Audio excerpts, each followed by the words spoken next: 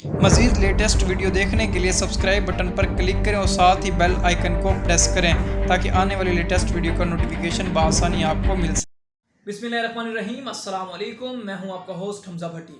नाज़रीन, आज मैं आपको बताने वाला हूं इस्लामी यूनिवर्सिटी ऑफ भावलपुर की तलबा की जानिब से स्कॉलरशिप के हवाले से पूछा गया है। एहसास स्कॉलरशिप पे किस तरह से अप्लाई कर सकते हैं, फी रिमेनिंग स्कॉलरशिप में किस तरह से अप्लाई कर सकते हैं और दूसरी बहुत सारी जो स्कॉलरशिप्स आती हैं उसमें किस तरह से अप्लाई किया जा सकता है। देखिए स्टूडेंट्स, बात कुछ इस तरह से है कि स्कॉलरशिप में अप्लाई करने के लिए सबसे पहले हर चीज़ का एक क्राइटेरिया होता है, कैटेगरीज होती हैं जिसमें आपको अप्लाई करना पड़ता है। नंबर वन, अगर बात की जाए स्कॉलरशिप कोई भी हो तो उसका फॉर्म आपके पास होना लाजमी है। उसके बाद कुछ वेरिफिकेशन का स्टेप्स होते हैं, वो भी आपके पास होने लाजमी है। जिस तरह अगर वेरिफिकेशन की बात की जाए तो आपकी जो है मुतलका कोई भी ऐसा नुमाइंदा जो ज़कात कमेटी का हो या कोई ऐसा जो 70 ग्रेड का हो, और इसके अलावा विजिटर भी होते हैं, काफ़ी कमेटीज़ बनाई जाती हैं तो उनसे तस्दीक होना लाजमी है। और इसके अलावा तीसरा स्टेप होता है जब आप इंटरव्यू के लिए बुलाए जाते हैं, जिस भी यूनिवर्सिटी के डिपार्टमेंट में आपका इंटरव्यू लिया जाता है इस हवाले से, तो आपको वहाँ भी जाना पड़ता है। 3 से 4 जो स्टेप्स होते हैं, इनकी वेरिफिकेशन के बाद जो है आपको ऐसा स्कॉलरशिप या दूसरी स्कॉलरशिप प्रोग्राम में हिस्सा मिल जाता है जब आपकी वेरिफिकेशन कंप्लीट हो जाती है। अच्छा, अब हम स्कॉलरशिप की बात करते हैं और इसमें मैं आपको एक एग्जांपल भी कोट करूंगा। ऐसे बच्चे भी हैं स्कॉलरशिप में अप्लाई करने वाले जो बच्चे आईफोन लेके गए हैं स्कॉलरशिप के लिए।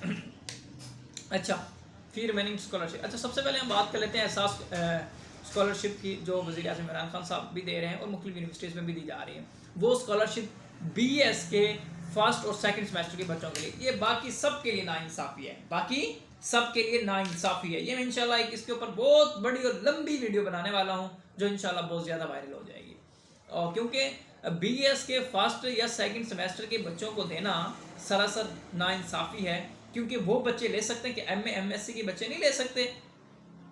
हाँ, क्या उनका कोई हक नहीं है? अच्छा, अब बात कर लेते हैं हम ये BS के फर्स्ट के बच्चे और BS सेकंड के बच्चे जो हैं, इनको स्कॉलरशिप जो है वो दी जाती है। और इसके अलावा उनका जो प्रोसेस होता है वो क्या होता है, देखें।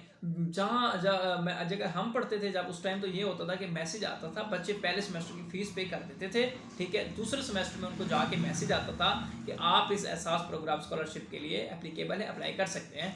तो उस टाइम बच्चे अप्लाई करते थे। अप्लाई करने के बाद वो अपनी पूरी वेरिफिकेशन करवाते थे, जो भी उनको ज़िले का, डिस्ट्रिक्ट का, माली फंड का जो भी ज़कात का उनको ऑफिसर लगता था उसकी तस्दीक होती थी, 70 ग्रेड की तस्दीक होती थी।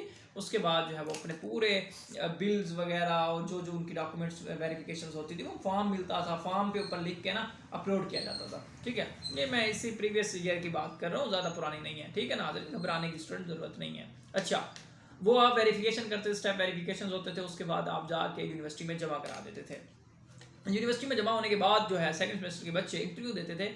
अब वो इंटरव्यू होता था, इंटरव्यू के बाद जो है वो आपकी लिस्टें लगती हैं, जो जो बच्चे एप्लीकेबल हैं वो उसी मुतलका डिपार्टमेंट में जाते हैं, सर हम एप्लीकेबल हैं तो हमें, ठीक, उसके अकाउंट में ऑटोमेटिकली जो है वो पैसे ट्रांसफर हो जाते हैं। 80,000 थे, आई थिंक इतने ही थे, ठीक है। और इसके अलावा जो आपके पिछले सेमेस्टर की फ़ीस है वो भी आपको वापस दी जाती है। जो नेक्स्ट सेमेस्टर जिसमें आप पढ़ रहे होते हैं करेंट सिचुएशन में, वो भी आपको फ़ीस जो है वापस कर दी जाती है, ठीक है। और इसके अलावा मैं बात ज़्यादा लंबी नहीं करता, मैं सिर्फ मोटे मोटे हिंट देता हूँ क्योंकि मैंने प्रैक्टिकल वे में आपको बताना है, ठीक है, हकीकत की दुनिया में रहना सीखें आप। अच्छा, उसके बाद जो PF की होती है और फी रिमेशन फ़ीस होती है, उनमें भी यही स्टेप होता है कि आपको यूनिवर्सिटी की जानिब से जो है CR वगैरह जो है वो बोल देते हैं कि जी फी रिमेशन फ़ीस के लिए कौन देना चाहता है। अक्सर ग्रुप बने होते हैं तो ग्रुप में मैसेजेस भी आ जाते हैं, तो आप सब ने क्या करना होता है, आप सब ने जो है वो फॉर्म निकलवाना होता है। और फॉर्म निकालने के बाद जो है आपने वहाँ पे अपनी जो वेरिफिकेशन के मुतालिक डॉक्यूमेंट्स पूछता है वो पुटिंग करनी होती है। पुटिंग करने के बाद जो नेक्स्ट प्रोसेस आपका होता है वो यही होता है कि आपने उसको भी जमा करा देना होता है। वो आपका नसीब है कि क्लास के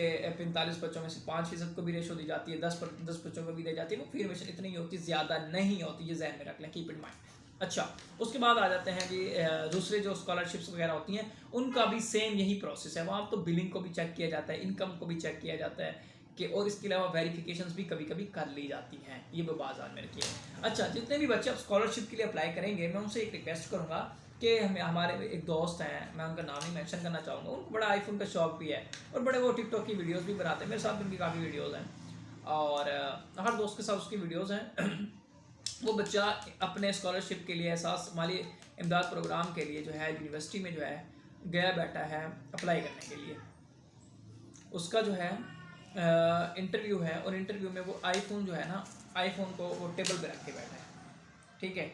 जब वो टेबल पे रख के बैठा और जब उससे पैनल के सवाल जवाब किए जा रहे हैं तो उससे पूछा जाता है सर आपके पास आईफोन रखने की औकात है और आप यहाँ पे गरीबों के हक पे डाका मारने आए हुए हैं। ये पैनल के तासुरात थे सर, ठीक है ना।